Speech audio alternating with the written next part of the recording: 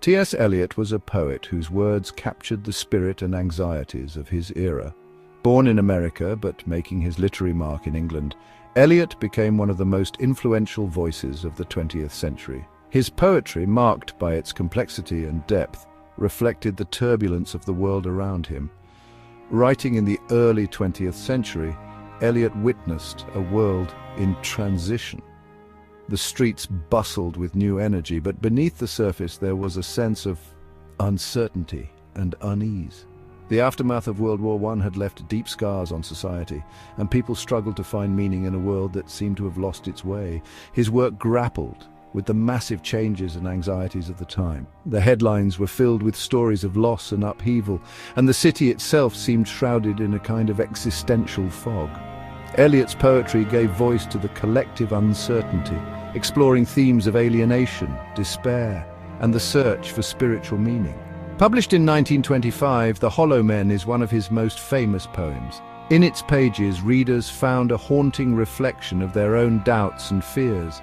The poem's fragmented structure and evocative imagery captured the fractured state of post-war consciousness. It reflects the deep disillusionment and spiritual emptiness felt by many after the horrors of the First World War. The devastation of the battlefields, the ruined towns, and the sense of loss permeated every aspect of life. Eliot's words resonated with those who felt adrift in a world that no longer made sense.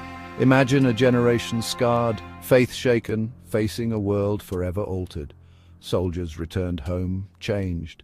Families mourned, loved ones lost, and entire communities struggled to rebuild. The trauma of war lingered, shaping the thoughts and dreams of an entire era.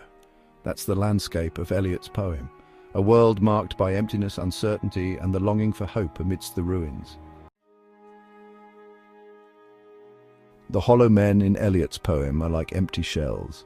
They are emotionally drained, lacking conviction and purpose. Think of a scarecrow, an image Eliot uses, outwardly present but internally vacant.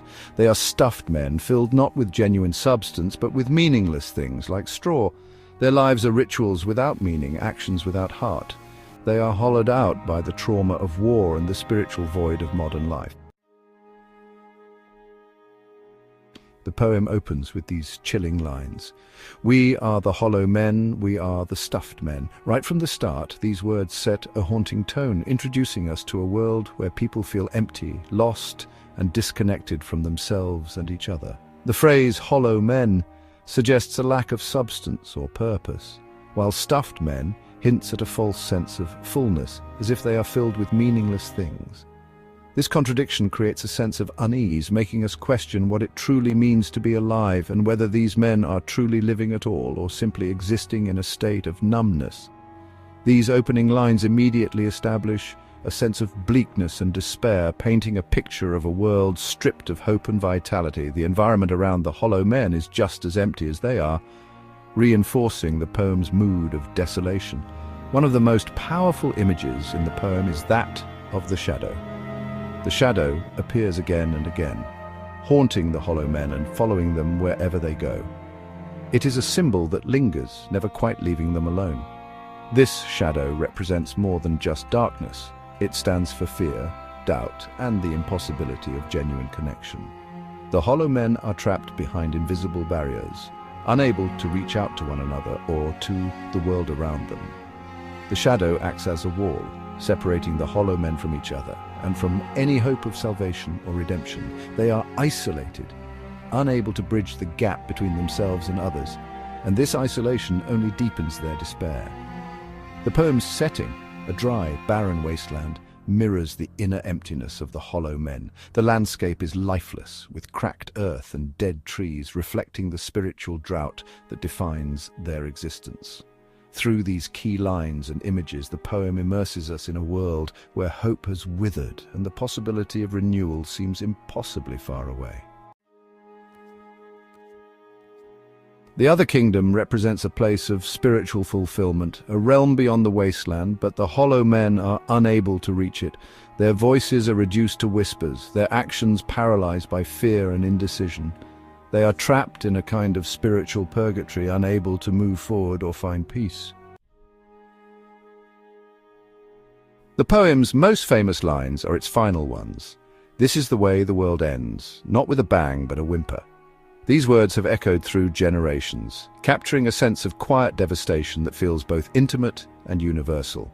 Instead of a dramatic, fiery conclusion, Eliot imagines the end as something subdued, almost unnoticed, a slow fading away rather than a sudden collapse.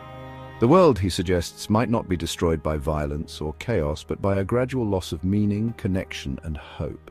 These words are chilling in their simplicity. They strip away the comfort of grand endings and force us to confront a quieter, more unsettling truth.